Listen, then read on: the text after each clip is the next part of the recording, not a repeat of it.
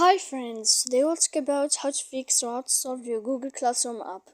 To know how to fix or how to solve your Google Classroom, you should just go to settings. Here in this page, we click apps, default apps, app settings.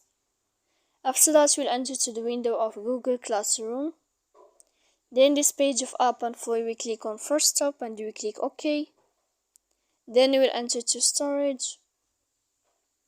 After that, we click clear cache. Don't click clear data because that can make errors in your app. You can go in the end to Play Store. You will search here Google Classroom.